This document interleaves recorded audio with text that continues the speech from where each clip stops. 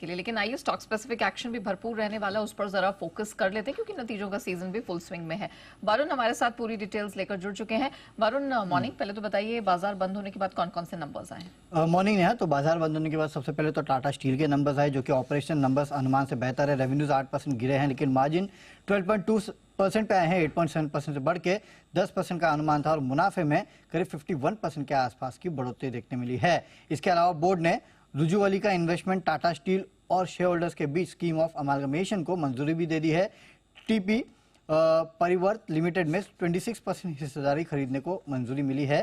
करीब 35 करोड़ का निवेश ये करने वाले हैं।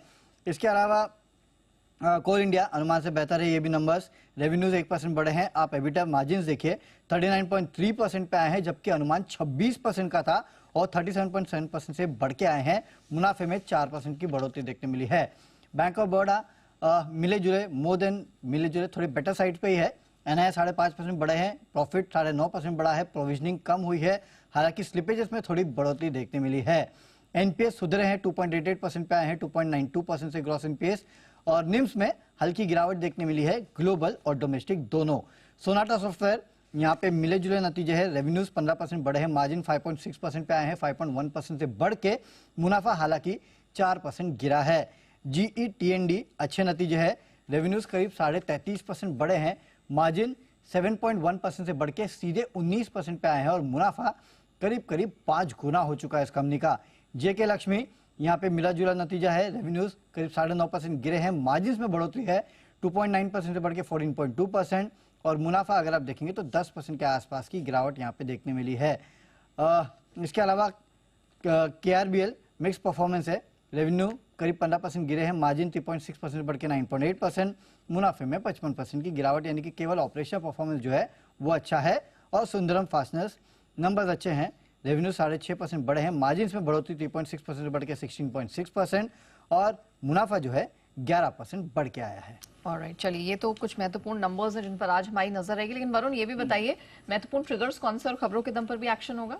ट्रिगर्स में आज आईटीसी के नंबर्स आने वाले, तो सबसे इंपॉर्टेंट वो है क्योंकि हैवी वेट है। इसके अलावा Sun Pharma, Tata motors, Adani ports, Adani enterprises, F N O में आदित्य बिरला कैपिटल, डाबर और एस्कॉर्ट्स के आएंगे नतीजे।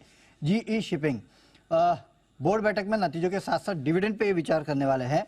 जुलाई ऑटो सेल्स नंबर्स आज से आना शुरू हो जाएंगे, तो इस पर नजर रखेगा। नवीन फ्लोरिन और यूनाइटेड बेवरेज की एजीएम है।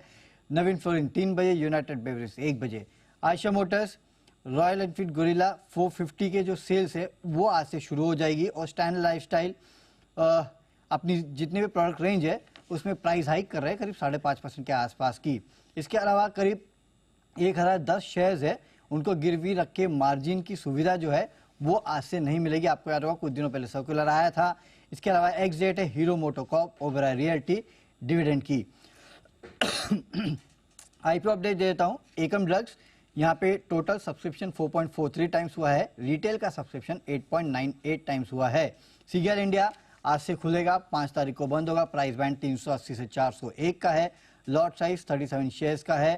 एंकर इन्वेस्टर से इन्होंने 375 करोड़ जुटा लिए हैं 401 के भाव पे, और इसमें नमूरा, HDFC mutual fund, axis mutual fund, Nippon, HDFC small cap fund जैसे फंड शामिल है।